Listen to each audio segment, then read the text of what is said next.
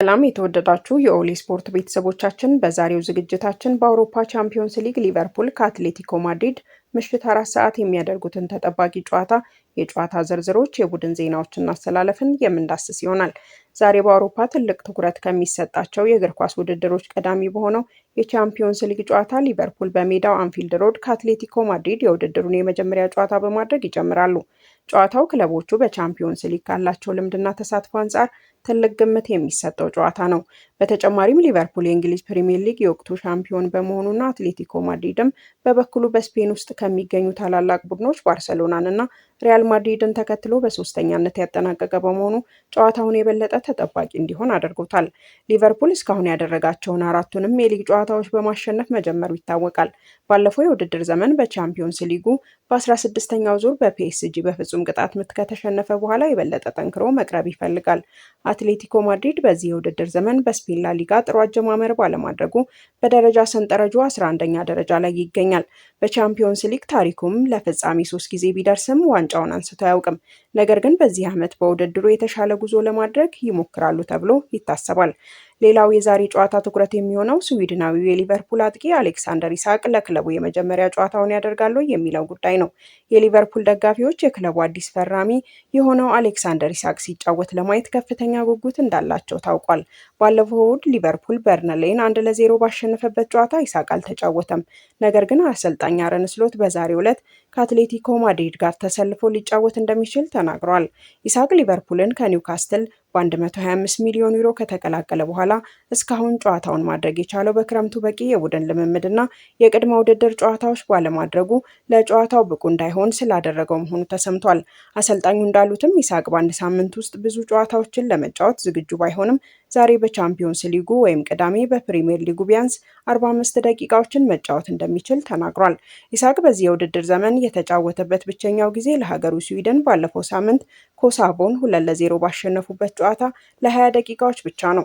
ወደ አትሌቲኮ ማድሪድ ጉዳይ ስንመለከት ክለቡ በላሊጋው ደካማ አጀማመርን አድርጓል። አትሌቲኮ ማድሪድ በዚህ የውድድር ዘመን በስፔን ላሊጋ ደረጃ ሰንጠረዥ 11ኛ ደረጃ ላይ ይገኛሉ። የመጀመሪያ ጨዋታቸውን በኢስፓኞል 2-1 ተሸንፈው ሁለተኛ ጨዋታቸውንም ከኤልቼ ጋር 1-1 በሆናቸው ውጤት ተለያይተዋል። ቀጥለውም ከአላቬስ ጋር በድጋሚ አቻ ተለያይተዋል። ነገር ግን የመጨረሻ ጨዋታቸውን ቪያሪያል ላይ 2 ግቦችን በማስቆጠር አሸንፈዋል። በዚያ ጨዋታ አዲሱ ፈራሚ ኒኮላስ ጎንዛሌዝ የማሸነፊያውን ጎል አስቆጥሯል። ክለቦቹ ከዚህ ቀደም የነበራቸውን የእርስ በርስ ግንኙነት ስንመለከት በሊቨርፑል እና በአትሌቲኮ ማድሪድ መካከል የተደረገው የመጨረሻ ጨዋታ ህዳር 3 ቀን 2021 በአንፊልድ ነበር። በጨዋታው ሊቨርፑል 2-0 አሸንፏል። ጎሎችንም ማስቆጠር የቻሉት በመጀመሪያዎቹ 20 ደቂቃዎች ዲያጎ ጆታ እና ሳዲዮ ማኔ ነበሩ። የአትሌቲኮ ማድሪዱ ተጫዋች ፊሊፔ በ36ኛው ደቂቃ ላይ በቀይ ካርድ ከሜዳ ተሰናብቶ ነበር። በውጤቱም ሊቨርፑል መሪነቱን አስጠብቆ ወደ ቀጣዩ ዙር ማለፉ ይታወሳል። ሊቨርፑል ለመጨረሻ ጊዜ የአውሮፓ ቻምፒዮንስ ሊግን ዋንጫን ያሸነፈው በ2019 ነበር። አሰልጣኝ አርነ ስሎት እና ቡድናቸው ባለፈው ዓመት ፕሪሚየር ሊጉን ካሳኩ በኋላ በዚህ የውድድር ዘመን ቻምፒዮንስ ሊጉን ለማሸነፍ ፍላጎት አላቸው። አንዳንድ ቁጥራዊ መረጃዎችን ለማስቀመጥ ያክልም ሊቨርፑል በቻምፒዮንስ ሊግ በሜዳው ካደረጋቸው የምድብ ጨዋታዎች ያለፉት 14 ጨዋታዎችን ማሸነፍ ችሏል። ከነዚህ ጨዋታዎች ውስጥ በ13ቱ 2 እና ከዚያ በላይ ጎሎችን አስቆጥሯል። በተጨማሪም ባለፉት 12 ጨዋታዎች 9 ንጹህ ጎል መሰብሰብ ችሏል። ግብፃዊ ኮከብ መሐመድ ሳላህ ባለፉት 20 የቻምፒዮንስ ሊግ የምድብ ጨዋታዎች 18 ጎሎችን አስቆጥሯል።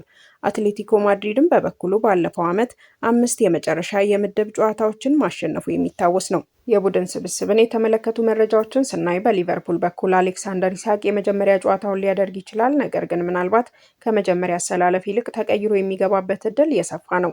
አሌክሲስ ማካሌስተር ከበርንሌ ጋር ባደረገው የመጨረሻ ጨዋታ በደረሰበት ጉዳት ምክንያት ለጨዋታው ላይደርስ ይችላል። ከርትስ ጆንስ በጉዳት በጨዋታው ስብስብ ውስጥ እንደማይኖር ተረጋግጧል። ዶሚኒክ ስቦዝ ላይ በአማካይ ስፍራ ሊሰለፍ ይችላል ተብሎ ይጠበቃል። ጀርሚ ፍሪምባንግ ጨዋታውን በቋሚነት ሊጀምር ይችላል። በአትሌቲኮ ማድሪድ በኩል አትሌቲኮ ማድሪድ ቪያሪያልን 2-0 ባሸነፈበት ጨዋታ ወሳኝ ተጫዋቾቹ ጉዳት ያስተናገዱበት ነበር። ጉዳት ያጋጠማቸው ተጫዋቾች ጁሊያን አልቫሬዝ፣ ኒኮላስ ጎንዛሌዝ፣ ሮበን ለኖርማንድ እና ዴቪድ ሃንኮ መሆናቸውም ታውቋል። አልቫሬዝ፣ ጎንዛሌዝ እና ሌኖርማንድ ምናልባት መጫወት ይችሉ ይሆናል። ዴቪድ ሃንኮ ግን የደረሰበት ከባድ የቁርጭምጭሚት ጉዳት በጨዋታው እንዳይሰለፍ ሊያደርገው ይችላል። ጆሴ ጎሚኔዝ በባጡንቻ ጉዳት ምክንያት ጨዋታው ያመልጠዋል። አሌክሲ ቤና እና ቲያጎ አልማዳም ለጨዋታው ብቁ አይደሉም። ክለቦቹን ግምታዊ አሰላለፍ ስንመለከት በሊቨርፑል በኩል በግብ ጠባቂ ቦታ አሊሰን ቤከር፣ በተከላካይ ስፍራ ፍሬምባንግ፣ ኮናቴ፣ ቫንዳይክ እና ሮበርትሰን ይጠበቃሉ። በአማካይ ስፍራ ግራንቨርበርክ፣ ሶቦዝላይ እና ቨርትስ እንደሚሰለፉ ሲጠበቅ፣ በአጥቂ ስፍራ ሳላህ፣ ጋክፓ እና ኢኬቲኬ ይኖራሉ ተብሎ ይጠበቃል። በአትሌቲኮ ማድሪድ በኩል በግብ ጠባቂነት ያን ኦብላክ፣ በተከላካይ ስፍራ ሎረንቴዝ፣ ለኖርማንድ ሌንግሬት ሩጌሪ ይጠበቃሉ። በአማካይ ስፍራ ባሪዮስ፣ ኮክ እና ሲሞና ሲጠበቁ፣ አጥቂ ስፍራ ላይ ግሪዝማን፣ ጎንዛሌዝ፣ አልቫሬዝ ይጣመራሉ ተብሎ ይጠበቃል። ሊቨርፑል እና አትሌቲኮ ማድሪድ እስካሁን 6 ግጥሚያዎችን ያደረጉ ሲሆን ሊቨርፑል በሁለቱ ሲያሸንፍ፣ አትሌቲኮ ማድሪድን በተመሳሳይ 2 ጊዜ አሸንፏል። በቀሪዎቹ 2 ጨዋታዎች አቻ ተለያይተዋል። ለሰዓቱ የያዝናቸው መረጃዎች እነዚህን ይመስሉ ነበር። ስለነበረን ቆይታ እናመሰግናለን። ድጋሚ ያገናኘን ኖስቤሞስ